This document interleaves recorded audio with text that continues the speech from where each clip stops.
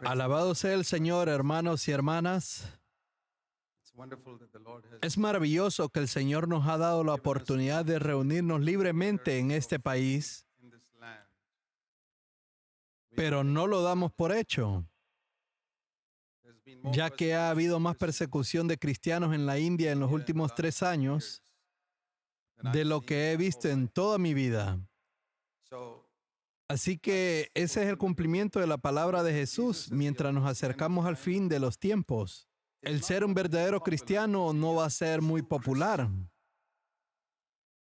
No va a ser popular el proclamar el estándar de Cristo Jesús.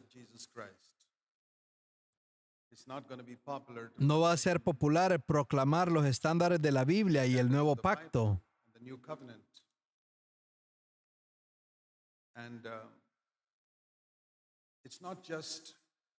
Y no solamente es persecución del mundo y los cristianos no, pero hay otro peligro aún mayor que tenemos que enfrentar. Y ese es el engaño en medio del mismo cristianismo.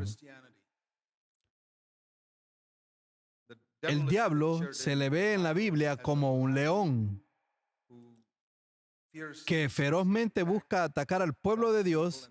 Eso es la persecución. Y también se le ve como una serpiente y un dragón. Y la serpiente astuta simboliza el engaño. Y en el jardín del Edén, donde el diablo tenía la opción de venir como un león y rugirle a Adán y a Eva, y obligarlos a que comieran del árbol del bien y del mal, o de venir como una serpiente y sutilmente invitarlos sin amenazarlos.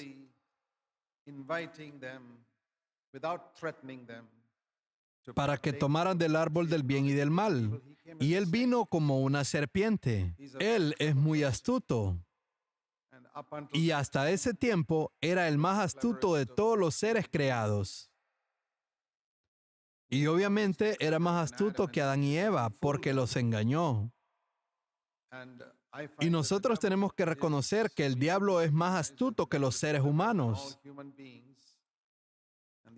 Y la única manera en que podemos vencer su engaño y no estar con miedo de la persecución es si nosotros realmente buscamos estar llenos del Espíritu Santo.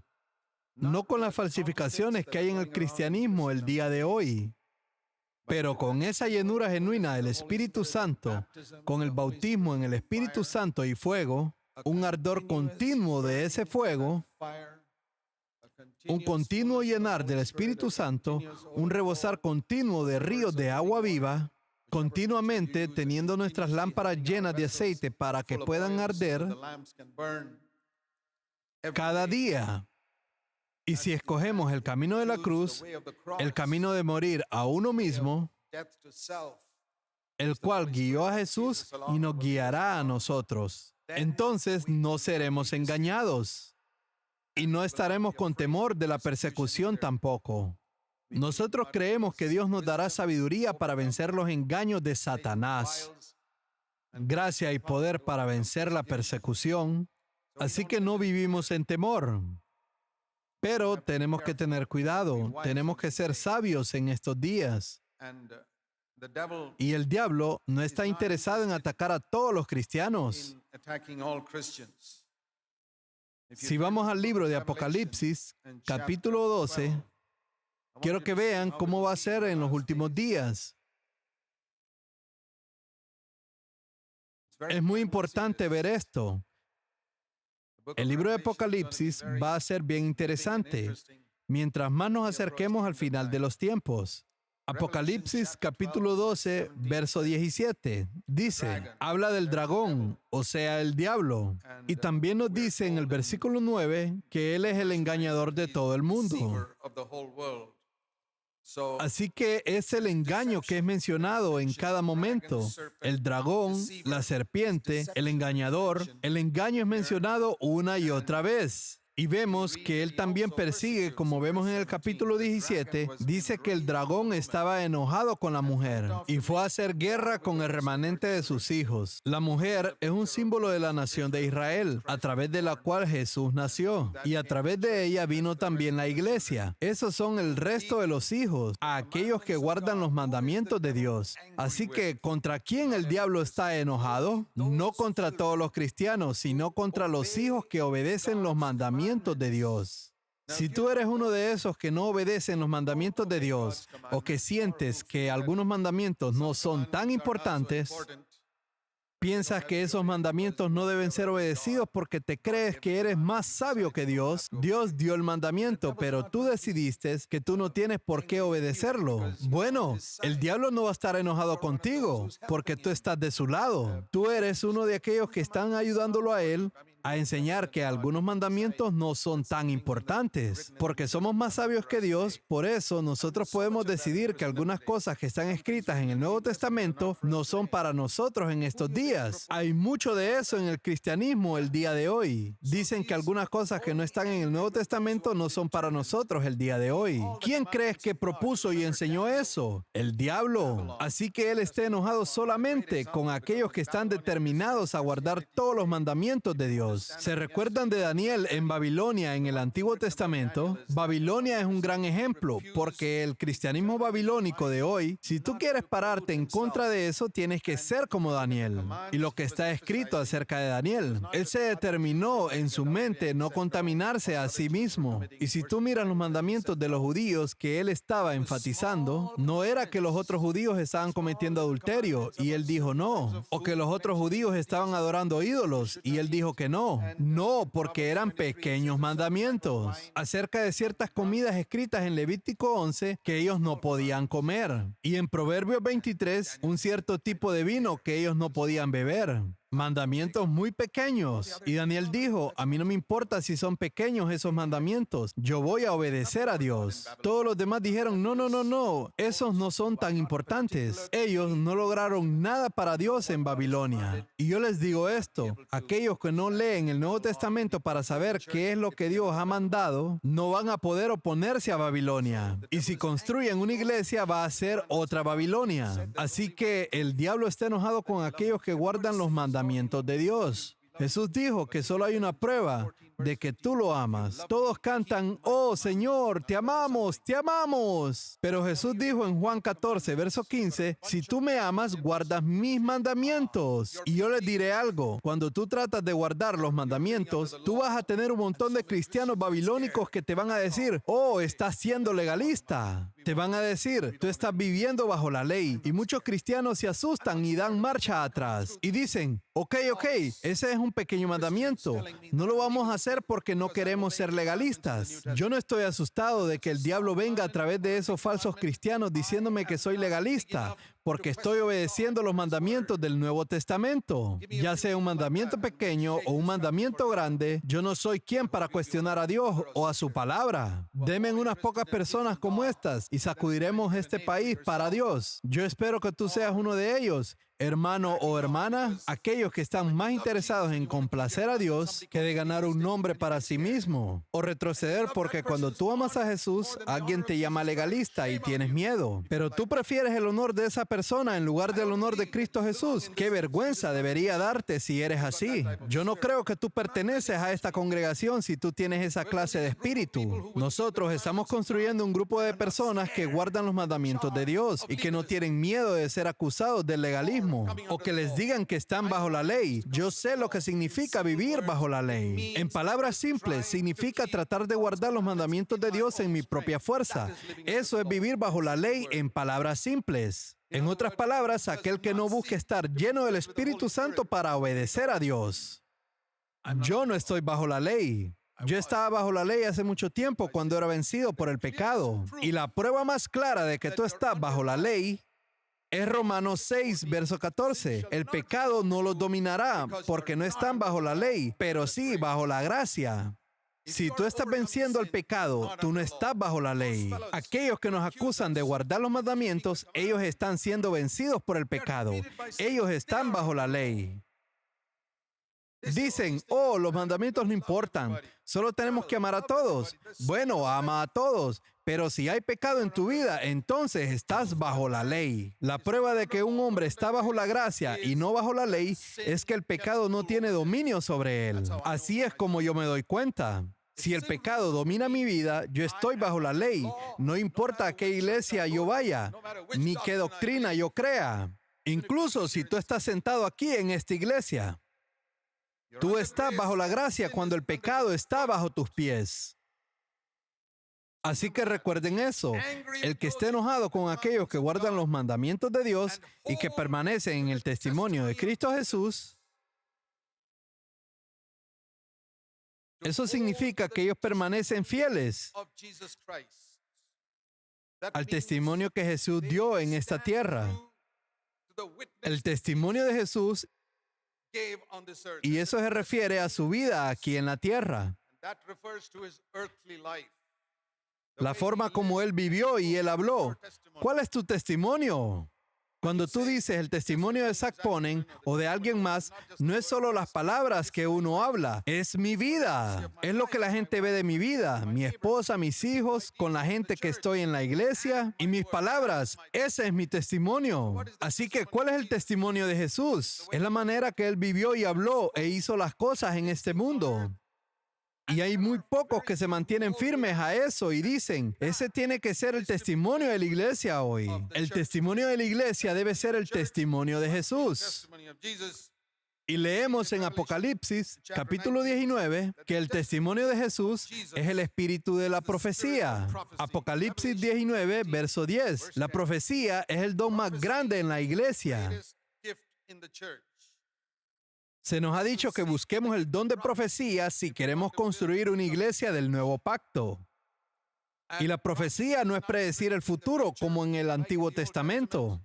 Hay una pequeña parte de eso en el Nuevo Testamento, quizás el 1%, donde algunos la cumplieron, pero el 99% de la profecía es el testimonio de Jesús. Apocalipsis 19, verso 10.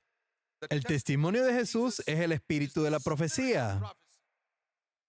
Lo más importante no es las palabras, sino el espíritu. Cuando escucho a un hombre profetizando, lo que significa que habla la palabra de Dios desde un púlpito, yo escucho su espíritu y les motivo a todos ustedes que escuchen al espíritu de la persona que predica. No solo escuchen las palabras y digan, oh, su doctrina está de acuerdo con la doctrina de nuestra iglesia. El diablo viene como un ángel de luz y sus ministros parecen ministros de justicia. Y tú serás engañado si solo te fías de las palabras. Escucha al Espíritu. El espíritu de ese hombre debe ser el testimonio de Cristo Jesús. Él no debe estarse exaltando a sí mismo. Él debe estarte llevando a Cristo. Él debe estarte conectando a Cristo, no a sí mismo. Él debe estar hablando de Jesús y siguiendo a Jesús, tomando su cruz y siguiéndolo a Él. Ese es el testimonio de Jesús y ese es el espíritu de la profecía que construyó la verdadera iglesia de Cristo. Así que por favor recuerden eso, que el diablo está enojado contra aquellos que guardan los mandamientos de Dios y se mantienen firmes al testimonio de Jesús, y quienes no están asustados para pararse firmes por ello. Como dije antes, cuando no son enfrentados no por los no cristianos, sino por creyentes que no tienen luz en el nuevo pacto. Ahora vamos al Evangelio de Marcos, capítulo 2. En Marcos, capítulo 2, leemos de esta expresión que tenemos en el título de esta conferencia. Vino nuevo en odres nuevos. Marcos 2, verso 18.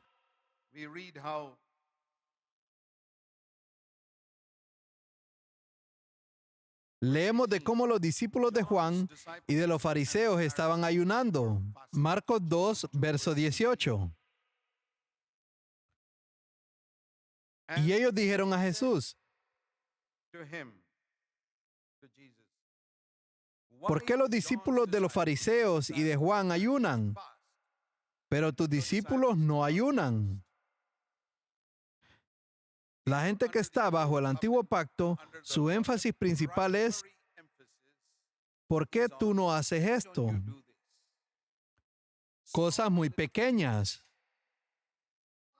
Bueno, ayunar era un mandamiento en el Antiguo Testamento. Y Jesús habló de eso en el Nuevo Testamento. Pero cuando eso se convierte en lo más importante para ti en tu vida, entonces algo está mal. Es cuando tú no estás preguntando, ¿por qué tú no vives una vida piadosa? ¿O por qué tú no amas a Jesús con todo tu corazón? ¿O por qué no perdonas a otros? Esas no son las preguntas. Se refiere al espíritu de estar chequeando las pequeñas cosas. He conocido personas de diferentes partes del mundo que me preguntan acerca de nuestra iglesia, acerca de que si partimos el pan todos los días, entonces yo puedo saber por qué me preguntan eso. Otros preguntan, ¿todos ustedes hablan en lenguas? Entonces sé que son pentecostales. ¿Sus mujeres se cubren la cabeza? Yo sé que son los grupos que creen en ello, como los menonitas. Nosotros hacemos todas esas cosas. Nosotros partimos el pan. Nuestras hermanas se cubren. Hablamos en lenguas. Pero eso no es lo más importante para nosotros. Nadie me ha preguntado alguna vez, ¿ustedes se aman unos a otros? ¿Se dan cuenta cómo el diablo los desvía? No es que nosotros ignoramos estos pequeños mandamientos como dijimos antes, pero eso no es lo más importante. Yo quiero saber si se aman unos a otros. Yo quiero saber si sus ancianos son humildes servidores de la gente. Eso es lo que yo quiero saber. Yo no quiero saber si los ancianos son grandes predicadores que pueden administrar una iglesia. No. ¿Acaso son humildes? ¿Son sirvientes? ¿O acaso aman el dinero? Esas son las cosas que yo quiero saber. Pero estas personas están interesadas en las cosas pequeñas y esa es la marca de tener el viejo odre de la ley. Y Jesús dijo que mientras el novio está con ellos, los amigos del novio no pueden ayunar. ¿Verdad que no?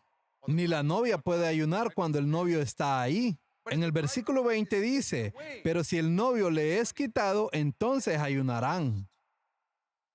Nosotros vivimos en los días en los que el novio se ha ido y él va a volver y esa es la razón por la que ayunamos. No hay ninguna ley en eso. Eso depende de ti, pero lo hacemos y buscamos a Dios. El ayuno es una expresión de nuestro anhelo por nuestro novio ausente. Si no es así, entonces tu ayuno solo es un ritual que tú haces para que otros te vean. Y tú hablas de ellos a otros. Pero si es una experiencia de tu anhelo por tu novio ausente, es algo muy bueno. ¿Se dan cuenta cómo el espíritu del ayuno es más importante que el ayuno en sí? Y luego dice, nadie pone un remiendo de paño nuevo en vestido viejo. En esos días tenían telas de algodón. Y ustedes saben que cuando tienes ropa de algodón, debes primero ponerlo en agua y dejarlo que se encoja. De otra manera, tu ropa no te va a quedar. Lo dejas que se encoja primero y luego la lavas. Así que una ropa vieja de algodón se encoge a su tamaño original. Y si después tú pones un remiendo de ropa nueva en eso, la tela vieja ya se ha encogido. Así que el nuevo parche, cuando está en el agua, se va a encoger. ¿Y qué pasará después? Va a romper la tela vieja. Así que eso es lo que está diciendo. Tú no puedes escoger un poco de la verdad del nuevo pacto y añadirlo a tu vida del viejo pacto. Simplemente no funcionará. Va a romper todo. Tiene que ser una ropa completamente nueva. Tiene que ser un nuevo pacto de la A a la Z. Y me duele decirlo, porque hay algunas personas que les gustan ciertas cosas que predicamos. Y dicen, oh, eso es algo bueno. Por ejemplo, agarremos eso de la victoria sobre el pecado y toman eso y lo añaden al resto de su iglesia del antiguo pacto y vidas del antiguo pacto. No va a funcionar. Eso es lo que él está hablando aquí. Y luego dice esto, nadie pone vino nuevo en odres viejos. Ustedes ven la imagen ahí. Así es como un odre lucía en los tiempos antiguos. Era hecho de cuero. Y mira cómo las uvas eran estrujadas en el odre. Y cuando el odre es nuevo, no se ha estirado. Ustedes saben que cuando ustedes dejan el jugo de uva y se fermenta, luego se expande y el odre se estira y puede soportarlo. Pero si tú pones este vino nuevo en un odre viejo, que ya se ha estirado hasta su límite, luego cuando el jugo de uva se fermenta, se expanderá el odre y se romperá completamente. Por eso Jesús dijo que el vino nuevo va a romper los odres y luego el vino se pierde y también se destruyen los odres. Así que no es suficiente con tener vino nuevo, pero debes ponerlo en odres frescos.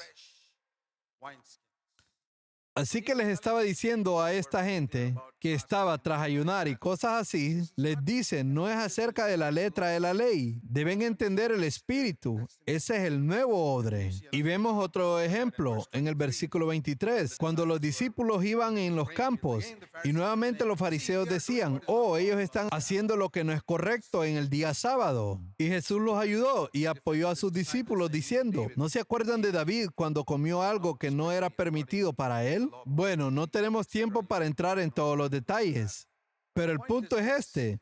Tenemos en el cristianismo a gente que va por la letra de la ley y juzgan a otros. Y hay otros que obedecen a Dios y no juzgan a otros. Ellos guardan el espíritu correcto. Una vez que el Pentecostés vino, todo lo escrito en las epístolas es para nosotros, pero nosotros no lo guardamos en el mismo espíritu del viejo pacto. Así que hay un vino nuevo y odre nuevo. El vino nuevo habla de esta vida nueva de Jesús, que nos ha sido dada a nosotros a través del Espíritu. Y esa es la razón por la que leemos en Efesios 5, verso 18. Efesios 5, verso 18 dice, no os embraguéis con vino, pero sed llenos del Espíritu Santo. El vino ahí es usado como un símbolo del Espíritu Santo y dice esa emoción física que viene a través del vino. En el Nuevo Testamento a eso se le llama estar lleno del Espíritu Santo. Así que el vino nuevo es la llenura del Espíritu Santo. El viejo vino fue esa vida bajo la ley.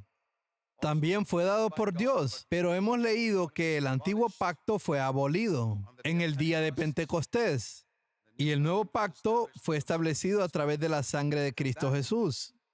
Y esa vida en el Espíritu está descrita como el vino nuevo. Es la vida de Jesús. El Espíritu Santo no podía permanecer en ningún hombre después de Adán hasta Jesús. Ni siquiera en Juan el Bautista. El Espíritu Santo venía sobre la gente. Generalmente uso el ejemplo de un vaso. Si tú tienes un vaso boca abajo, el agua va a correr alrededor del vaso. Esa es una imagen de cómo toda la gente era bendecida en el antiguo pacto. El vaso estaba boca abajo, sus corazones estaban cerrados. El Espíritu Santo venía sobre ellos y bendecía a millones. Juan el Bautista, Moisés, Elías, todos ellos. Pero el día de Pentecostés, ese vaso se volteó y el Espíritu podía entrar al corazón de los hombres, limpiarlo, llenarlo y luego el agua rebosa y fluye a otros. Ese es un tipo diferente de bendición. Verán, Sansón pudo cumplir la voluntad de Dios, pero su corazón nunca cambió. Incluso David, su corazón no cambió. Juan el Bautista en prisión dudaba si Jesús era el Mesías. Su corazón no había sido tocado, porque el corazón de nadie estaba limpio.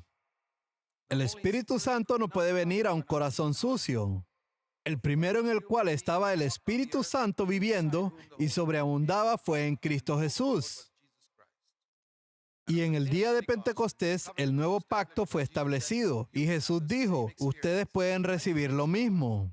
Alabo a Dios. Yo no soy un seguidor de Elías, ni soy un seguidor de Moisés, ni de Juan el Bautista, a quien admiro mucho, porque ninguno tenía el Espíritu Santo dentro. Yo soy un seguidor de Cristo Jesús y espero que tú lo seas. Cuando el Espíritu Santo viene a nosotros, nos da poder para vencer la lujuria de nuestro corazón y vencer al pecado. Y eso sobreabunda en una vida de bendición. Y les digo esto.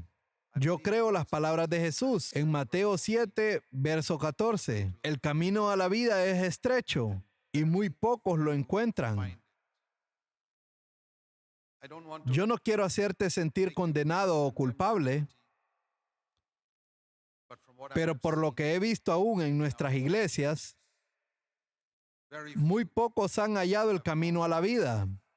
Incluso en nuestras iglesias, muy pocos pueden dar testimonio de una vida que vence al pecado, en sus pensamientos, en su familia o en la iglesia. Incluso entre los pastores, muy pocos hallan el camino a la vida. ¿Por qué es eso? Porque ellos no tienen hambre y sed de ese camino. Ellos están satisfechos, así como Jesús dice que bebieron el vino viejo y dijeron, el viejo es suficiente. Dicen, el viejo es suficiente. ¿Para qué quiero uno nuevo? Yo recuerdo años atrás cuando yo estaba satisfecho con el vino viejo. Hasta que un día ya estaba harto de eso y le dije, Señor, suficiente de esto. Yo quiero el vino nuevo. Es muy importante para nosotros el entender esto. Y el odre nuevo es la iglesia del nuevo pacto, que es muy diferente a la congregación del antiguo pacto que Moisés tenía. Esa era una mega iglesia con un solo líder. Y cualquier mega iglesia con un solo líder es una iglesia del viejo pacto con odre viejo.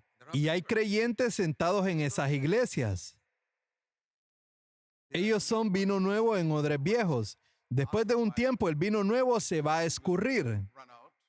Porque si te mantienes escuchando los mensajes de esas iglesias, la poca vida que tienes por haber escuchado a un hombre de Dios desaparecerá. Y te vas a quedar solo con un odre viejo.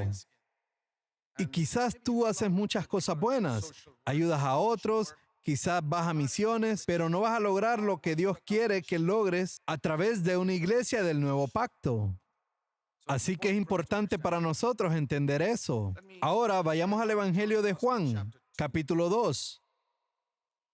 En Juan, capítulo 2, nosotros leemos del primer milagro que Jesús hizo. ¿Tú has pensado acerca de eso? ¿Por qué el Dios Todopoderoso, Padre y el Espíritu Santo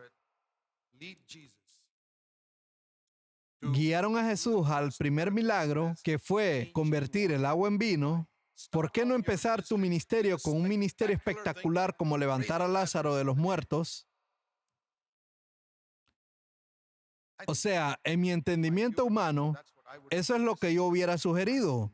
Yo nunca hubiera sugerido con mi entendimiento el convertir el agua en vino. Yo hubiera dicho, Señor, pero esa es una boda. Ellos ya han tenido una ronda de vino. ¿Por qué van a necesitar otra? ¿Tú vas a comenzar tu ministerio en la tierra dándole más vino a gente que ya ha tomado bastante? ¿Ustedes saben qué dice Dios? Mis caminos no son tus caminos. Mis pensamientos no son tus pensamientos. Así como los cielos están más altos que la tierra, así son mis caminos y tus caminos y mis pensamientos y los tuyos. Una de las grandes cosas que yo he aprendido de Juan capítulo 2 es que mi humana sabiduría no es suficiente en comparación con la de Dios. Yo lo haría mal. Yo iría a levantar a Lázaro primero en lugar de convertir el agua en vino. Convertir el agua en vino. Yo diría, Señor, yo soy un hombre de Dios y no voy a estar envuelto en eso. Así de tonto es que somos nosotros a veces. Nosotros pensamos que Dios no está interesado en estas cosas terrenales. ¿Acaso Dios está interesado en que una boda no termine en un desastre? ¿Que quede en vergüenza? Jesús está interesado en una pequeña cosa como esa. Increíble. Yo estoy maravillado de que Él esté interesado en las prácticas ordinarias de nuestro día a día. Pero más que eso, yo creo que el significado detrás de ese primer milagro está conectado con el vino nuevo. Leemos ahí acerca de la boda de Caná y el matrimonio simboliza a Jesús y su novia. Miren el significado espiritual de eso. Jesús y su novia. O sea, la iglesia. Y luego leemos primero que nada del vino viejo. ¿Era un vino viejo el que servían ahí? ¿Cómo era producido el vino viejo? A través de muchas horas de trabajo aplastando. En esos días la gente aplastaba las uvas con sus pies, horas y horas de estar aplastando, y así producían el vino. Asumo que se lavaban sus pies antes de aplastar las uvas, pero así era como producían el vino en esos días, pisoteando las uvas en la cubeta, y así producían el vino. Un montón de trabajo y esfuerzo. Esa es la vida bajo la ley. ¿Y luego qué pasa? Finalmente se acaba. Luego está frustrado, deprimido y desmotivado. Yo creo que la depresión, el desánimo y las malas actitudes prueban que un hombre o una mujer están viviendo bajo la ley. Yo viví eso. Mi vida era así. Incluso aún después de haber aceptado a Cristo y haber sido bautizado, yo tenía malas actitudes. Yo no sabía que estaba viviendo bajo la ley, hasta que yo realmente experimenté lo que era estar lleno del Espíritu Santo y entender este nuevo pacto y tener fe en esta vida del nuevo pacto y entregarse con todo, no solo por el vino nuevo, sino también por el odre nuevo, y tomar la cruz y seguir a Jesús. Entonces fui liberado permanentemente de la depresión, del desaliento, de las malas actitudes y muchas otras cosas más como la murmuración, la queja con las que la mayoría de cristianos viven, pensando que esa es la manera normal de vivir una vida cristiana. Oh, cómo el diablo te ha engañado, haciéndote creer que esa es la vida cristiana. Ese no es el testimonio de Jesús. ¿Cuándo vimos a Jesús con mala actitud o quejándose?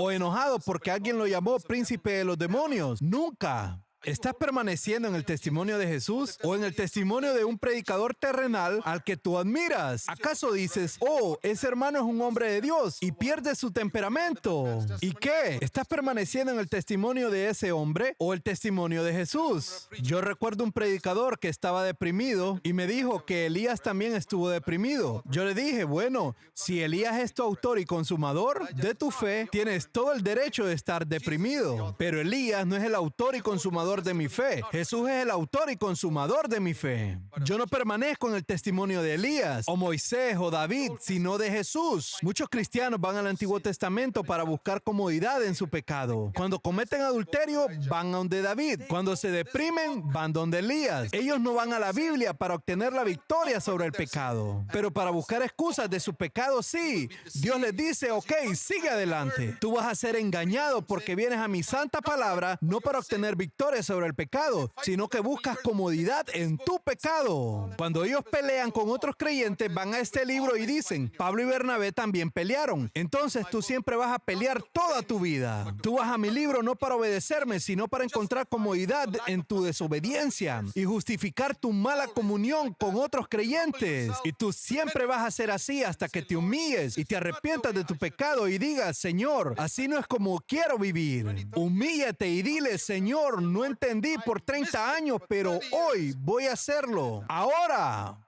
vino nuevo y odres nuevos. Eso es lo que yo quiero. Así es que tú ves cómo el vino viejo se producía con mucho esfuerzo. Y tú estás poniendo mucho esfuerzo en tratar de vivir esta vida cristiana. Tú escuchas el mensaje en la iglesia de que debes vivir esa vida piadosa y tú tratas y tratas y tratas y fracasas miserablemente. Pero, ¿cómo es producido el vino nuevo? En un instante, por el mandato de Jesús. En un instante. Así es como es la gracia. Pero eso no quiere decir que no tengo que hacer nada. Ese es el otro extremo. Ustedes saben que muchos cristianos tienen esta enfermedad llamada pendulamatis. ¿Han escuchado de pendulamatis? No hay muchos en estos días, pero antes habían relojes con péndulos. Cuando el péndulo llega a un extremo, sabes que muy pronto va a ir al otro extremo. Así que los cristianos son así. Ellos han vivido su vida en un extremo y luego se van al otro extremo. O sea, vivieron su vida luchando y luchando y luchando y tratando y fallaron. Y entonces dicen, Mejor vamos al otro extremo. No hagamos nada. Jesús lo hace todo. Él está en nosotros y Dios lo ve a Él y no me ve a mí. Y no importa cómo yo viva. Y no tengo que tratar de ser paciente porque Cristo es mi paciencia. Yo no tengo que buscar amar. Cristo es mi amor. A pesar que la Biblia tiene mandamientos como permaneced en amor. No. Ellos no ven esos mandamientos. Solo Cristo es mi amor. Les digo que hay algunos predicadores cristianos famosos, muy conocidos, que enseñan eso. Pero, ¿cuál es el problema? ¿Acaso produce paciencia, obediencia y amor en tu vida? Si no es así, estás viviendo en un engaño. Te lo digo en serio. Yo leí una vez un libro que se llama La Noble Vida Cristiana y te digo honestamente que no me guió a vivir la vida cristiana. Quizás te guió a ti, pero no a mí. No me guió al lugar donde yo podía vencer al pecado. Tengo un gran respeto por el que escribió ese libro, pero solo digo que ese libro no me guió a mí a la vida cristiana, porque no me mostró cómo Jesús fue tentado como yo. No me mostró cómo yo necesitaba estar lleno del Espíritu Santo. No me mostró que el nuevo pacto es mejor que el viejo pacto. Esa es la razón. Él era un hombre de Dios y tengo mucho respeto por él en muchas áreas. Lo que quiero decir es que tenemos que permanecer en el testimonio de Jesús. ¿Acaso Jesús produjo el vino de la nada? Él pudo haber escogido unas vasijas vacías y decir, sean llenas con vino. Y hubieran sido llenas con vino, pero entonces Él lo hubiera hecho todo. Él quería enseñar desde el comienzo de su ministerio que sea en la vida o en el ministerio, es un compañerismo. Tomad mi yugo sobre ustedes y aprended de mí. Y en las villas de la India nosotros sabemos lo que es un yugo. 2 bueyes bajo un yugo. No es un buey haciendo todo el trabajo. El yugo está sobre el otro buey también. Quizás un buey es experimentado y perfecto, pero el otro buey es débil e inexperto, pero me necesita. Por maravilloso que parezca, me necesita.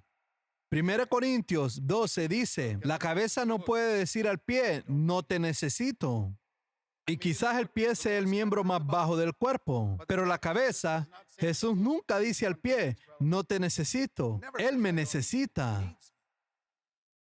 Así que la vida cristiana, sea para servir a Dios o vivir la vida cristiana, es en compañerismo. No es yo hago todo o Él hace todo. Eso es pendulamitis. Más bien, es en compañerismo. Uno de los versículos claves que describe eso es Romanos 8, verso 13. Si tú vas a través del Espíritu Santo, haces morir las obras de la carne. Vivirás. Esa es la vida en el nuevo pacto. A través del Espíritu Santo. O sea, necesito ese poder. Yo lo debo hacer. El Espíritu Santo no lo va a hacer.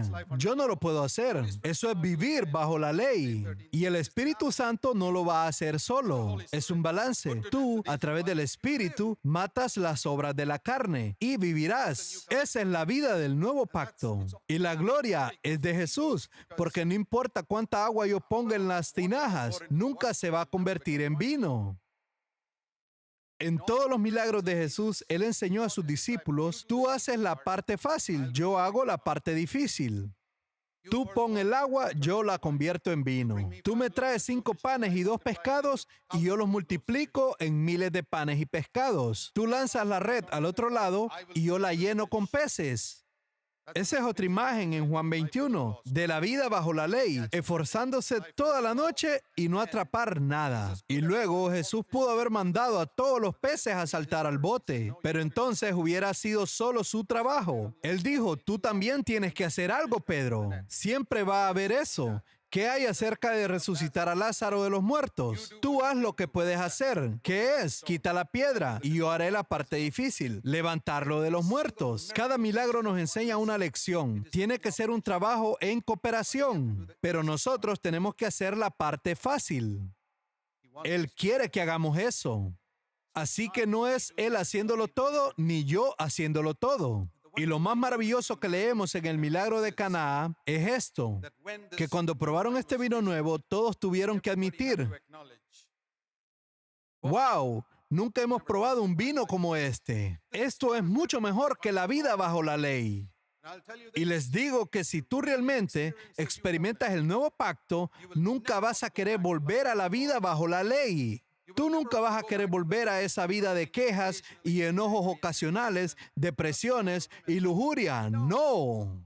Es como preguntarle al hijo pródigo después de que estaba comiendo la gordura del buey, ¿tú todavía tienes deseo de ir a comer la comida de los cerdos? Él diría, no, gracias. Cada hermano o hermana que aquí todavía piensa que enojarse de vez en cuando está bien, es como decir que de vez en cuando me gusta comer la comida de los cerdos. No la como todos los días, pero de vez en cuando es rico lo que comen los cerdos. Y te digo, no sabes lo que los cerdos comen hasta que vas a las villas de la India. Y ahí ves realmente lo que comen los cerdos. Eso es desear a las mujeres. Es lo que comen los cerdos. A algunos les gusta. Tú puedes obtener mucha comida de cerdos por la computadora hoy en día. Algunos quieren eso. Ok, ve y hazlo. Si eso es lo que te satisface, ve. Y yo sé por qué tú estás hambriento. Una persona hambrienta tiene que ir a comer de lo que comen los cerdos. Puede que sea la pornografía o buscar algo de dinero, algo que te satisface. Pero aquel que está sentado en la mesa del Padre no tiene hambre por comida de cerdos. Tú tratas de eliminar y evitar la comida de los cerdos sin eliminar tu hambre. Y eso no es posible. Siéntate a la mesa del Padre y pon algo a cambio de esa comida de cerdos. Entonces no tendrás hambre de otra cosa. Tú no puedes vencer eso porque el deseo es tan fuerte, el hambre es un deseo tan fuerte que llegarás a comer la comida de los cerdos si no tienes nada más que comer. Yo creo eso. Si van a las prostitutas, comen adulterio. Van a la pornografía, dicen mentiras para conseguir algo y hacer trampa en los negocios. Todos están buscando algo. Y piensan que eso les va a dar satisfacción. Pero no es así, hermano. Te va a satisfacer temporalmente. Es exactamente como el hijo pródigo hambriento buscaba comida y comiendo lo de los cerdos. He visto creyentes así. Ellos no están en la casa del Padre. Y luego veo unos pocos. Pocos son los que la hallan. Quienes han admitido su pecado y bajan la cabeza y dicen, Padre, soy un pecador. Oh, te he deshonrado tanto. Soy un miserable. ¿Quién me librará de esto? Ellos vienen a la casa del Padre y comen. Y comen cada día 3 raciones diarias en la mesa del Padre. Y si uno de los viejos amigos viene y dice, hey, ¿quieres venir y probar algo de comida de cerdos? Hay nuevos cerdos con un tipo especial de comida. Ellos dicen, no gracias, tú te lo puedes quedar. Di lo que quieras, pero no estoy interesado. ¿Has llegado a eso? ¿Te ha tocado alejarte de la pornografía? ¿Has dado la espalda a todo lo que te satisfacía antes? Déjame llevarte a una profecía maravillosa en el libro de Ezequiel. Ezequiel capítulo 36.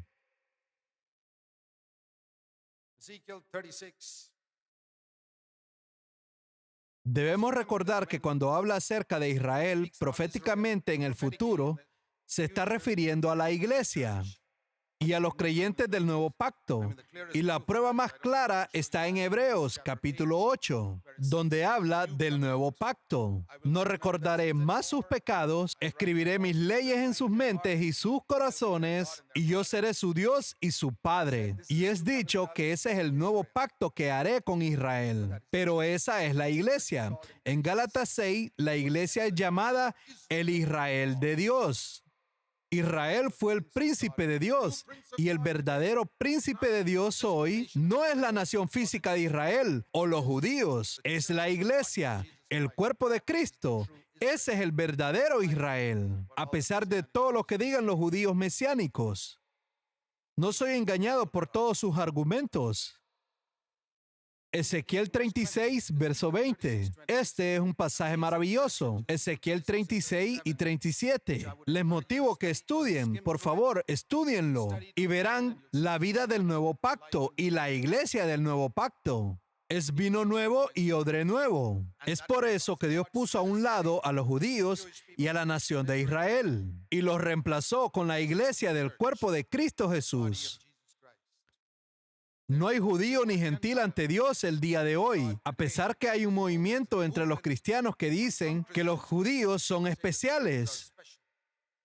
Por lo que más peleó Pablo es decir que no hay nadie especial, porque todos han pecado y están apartados de la gloria de Dios. ¿Qué ventaja tienes si tú eres judío? Dice en Romanos 2, todos han pecado. Dios ha declarado a todo el mundo culpable para tener misericordia de todos. Así que leemos en Ezequiel 36, cuando ellos fueron a las naciones, profanaron mi santo nombre. Ellos decían, somos el pueblo del Señor, pero miren la forma en que viven. Y el Señor dice en el versículo 21, pero he tenido dolor al ver mi santo nombre profanado por la casa de Israel entre las naciones. Esa es la razón por la que escogió a la iglesia. Dios quiere que su nombre sea glorificado. Padre nuestro que estás en los cielos, santificado sea tu nombre.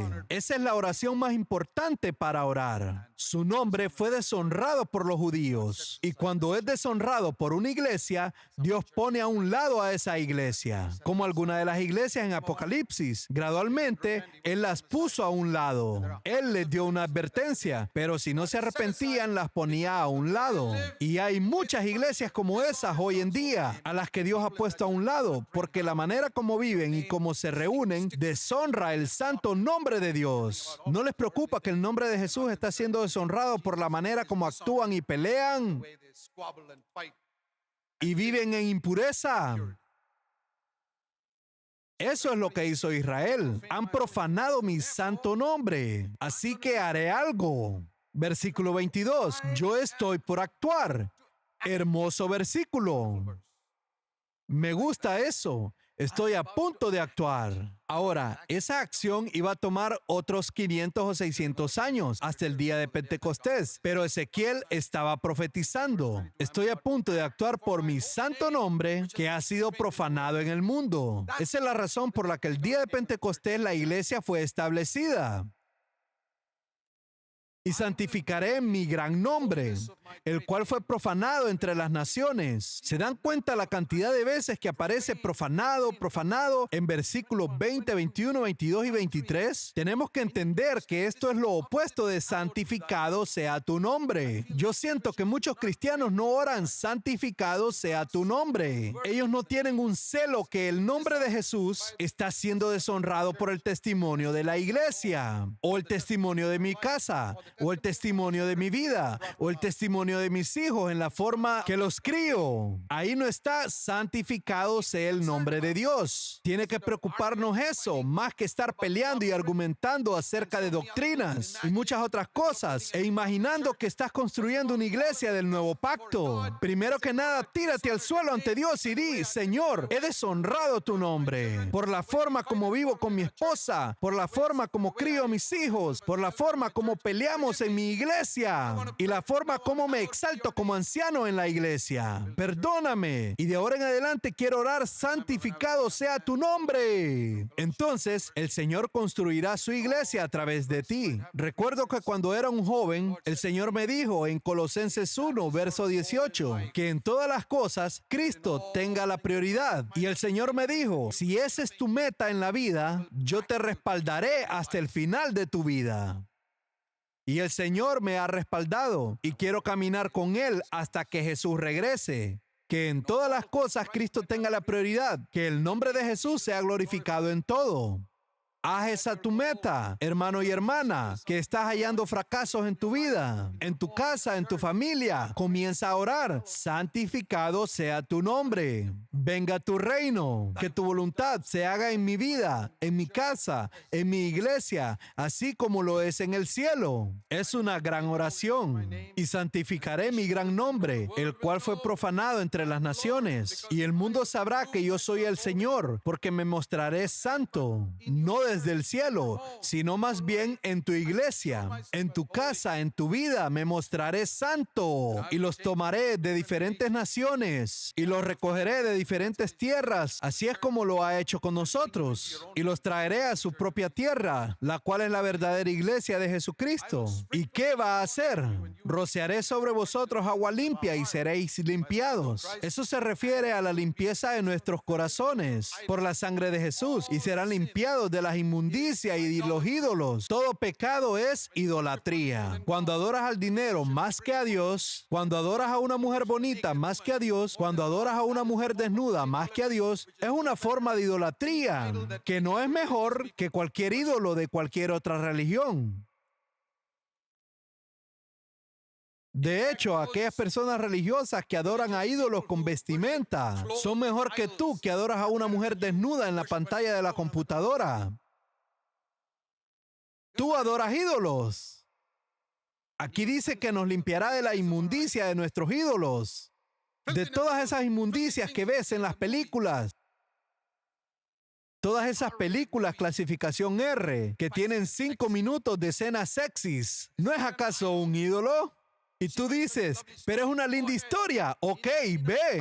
Ni en 1000 años vas a llegar al vino nuevo y odre nuevo. Te sentarás en conferencias e imaginarás que estás haciendo la voluntad de Dios, cuando no es así.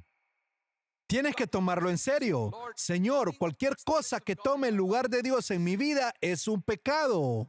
Él dice que nos limpiará de la inmundicia de nuestros ídolos y nos dará un nuevo corazón. Esa es una promesa del nuevo pacto, un corazón completamente nuevo que yo no puedo producir.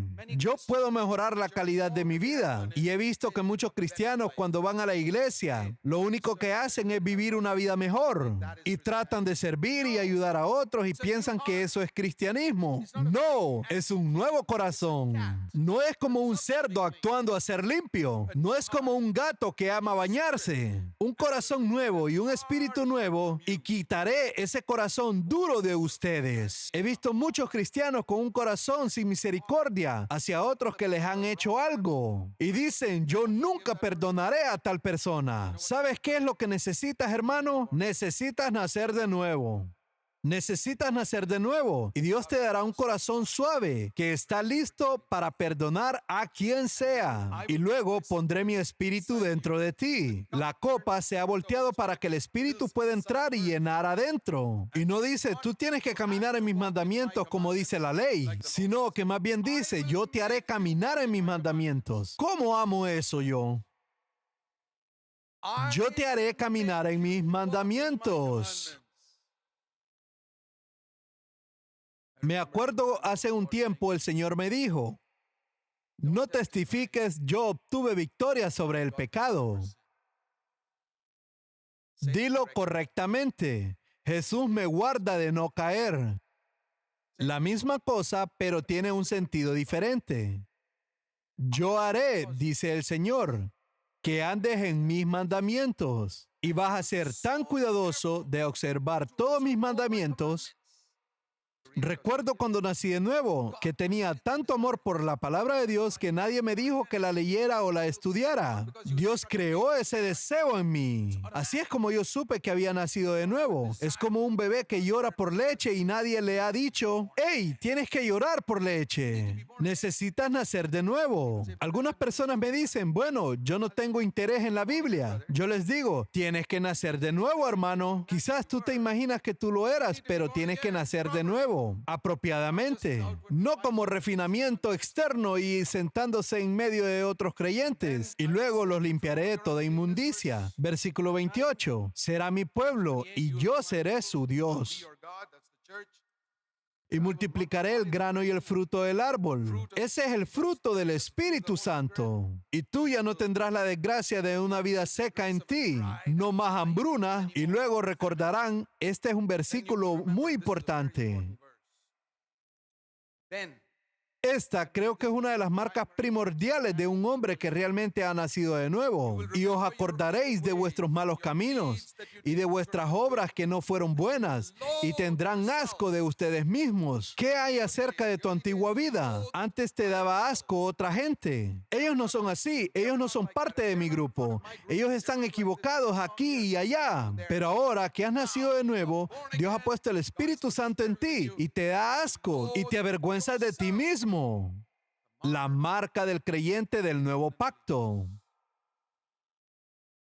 Ellos sienten asco de sí mismos y les doy mi testimonio. Mientras más me acercaba a Dios a través de los años, aprendí a sentir más asco de mí mismo. Más y más. No soy tan rápido para juzgar a otros como lo fui antes, porque encuentro suficiente en que juzgarme a mí mismo. Y cada día me arrepiento. Tendré asco de mí mismo por todas las cosas que hice en el pasado, lo que me hace extremadamente agradecido ante Dios por su misericordia y me hace extremadamente misericordioso hacia otros cuando los veo haciendo lo malo. Veo creyentes que son duros hacia otros. Ellos no sienten asco de sí mismos, sino de otros. Por cierto, el Señor dice, no estoy haciendo esto por ustedes. No estoy haciendo esto para que tú puedas obtener fama de que eres un gran creyente. Yo hago esto por causa de mi santo nombre, el cual fue profanado en vuestros caminos. Versículo 35. Y la gente un día dirá, esta tierra que estaba asolada ha venido a ser como el huerto del Edén. ¿Saben que la iglesia tiene que ser un testimonio como el jardín del Edén, en lugar de ser un lugar seco y muerto? Yo quiero que mi iglesia sea como el jardín del Edén, no llena de mala hierba, espinos, impureza, desunión y todo eso, como un jardín del Edén. Hagan esa su meta si están planeando una iglesia en algún lado. Asegúrense que sea como el jardín del Edén. Solo Dios lo puede hacer. Dios plantó un jardín en Edén. Tú no puedes construir una iglesia, hermano mío. Puedes plantar una, no importa cuán duro trabajes. Dios tiene que plantarla. Nosotros solo la arruinaremos. Por eso Dios tiene que plantarla. Así es la iglesia. Pero si tú quieres esto, dice en el 37, tienes que pedirme que lo haga por ti. Si no me pides, yo no lo haré. Si estás contento con tu vida de tercera clase, con tu vida de familia e iglesia, está bien, quédate ahí. Pero aquellos que ya están cansados de eso, búsquenme y digan, Señor, yo quiero algo mejor. Entonces, cuando el Señor haga esa obra, la gente sabrá que yo soy el Señor. Luego, en el capítulo 37,